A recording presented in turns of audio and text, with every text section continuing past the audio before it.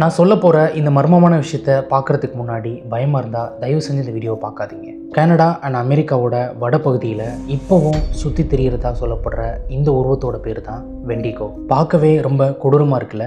இது எப்படி உருவாச்சுன்னு சொல்கிறேன், அதையும் கேளுங்க. ரொம்ப பயங்கரமாக இருக்கும். அந்த பகுதியில் இருக்கிற மக்கள் குளிர்காலத்தில் பல மாதம் வீட்டை விட்டு வெளியிலே வரமாட்டாங்க. இப்படி பல மாதமாக வெளியுலக தொடர்பே இல்லாமல் வீட்டுக்குள்ளேயே இருந்ததுனால தான் இந்த வெண்டிகோ உருவாச்சுன்னு சொல்லப்படுது. அவங்களோட கதைப்படி இது பிறக்கும் போதே இந்த மாதிரி கிடையாது, நம்மள மாதிரி சாதாரண மனுஷங்க தான் இந்த மாதிரி மாறியிருக்காங்க அப்படின்னு சொல்கிறாங்க.